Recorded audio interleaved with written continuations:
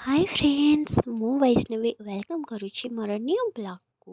तो आज आम आसी पहुँच जाइचु आनंद वन रे मु मो हस्बैंड और ताको बेस्ट फ्रेंड का सहित यहाँ भुवनेश्वर भितर किंतु आपण मानक लगभग कि सहर भितर भी एत सुंदर जगह थाई पारे कारण गोटे एते बढ़िया शांति परिवेश रे सेटा करा जाइछि आपण माने सेटिकी गले ही जानि परिबे केते शांति लागिबो।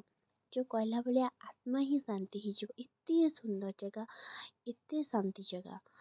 तो एटी बहुत ही प्रकार गछ रोपण करा जाइछि औषधीय गछ भी बहुत रोपण करा जाइछि।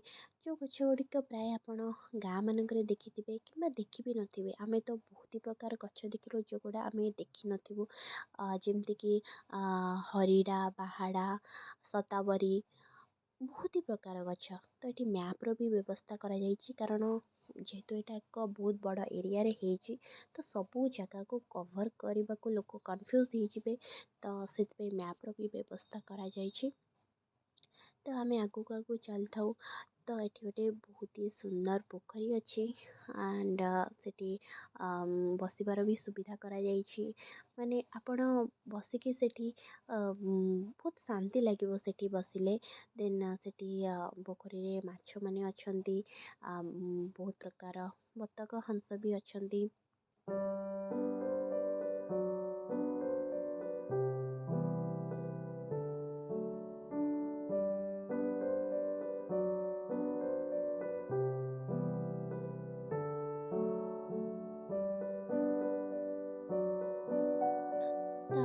तो सेठी गोटे मजा कथा है सेठी भी कंटे कोली गछ अच्छी बहुत ही प्रकार तो मु कंटे कोली देखिए केमती भी रही मु कहली ना ना मु कंटे कोली खाइबी एंड सेठी बहुत ही उच्चारे हेतिला तो मोर गोटे ही हाथ को आसीला कारण पाखे जो गुड़ा हेतिला लोक माने तोले कि नहीं जाउथिले।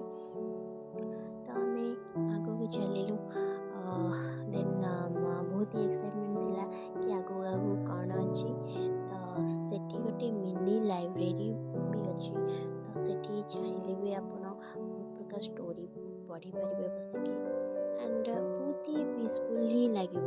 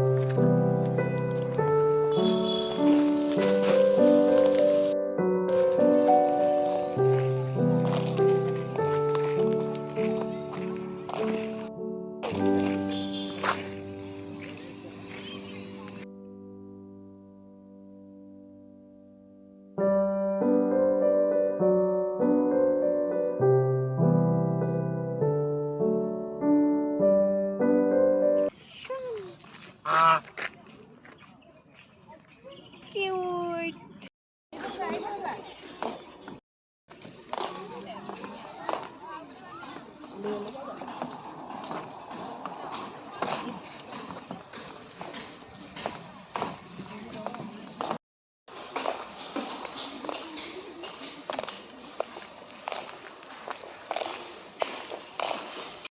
ତ ଏ ଦି ସାଙ୍ଗ ମୋତେ ଛାଡ଼ିକି ଆଗରେ ଆଗରେ ତାଙ୍କର ଚାଲିଛନ୍ତି।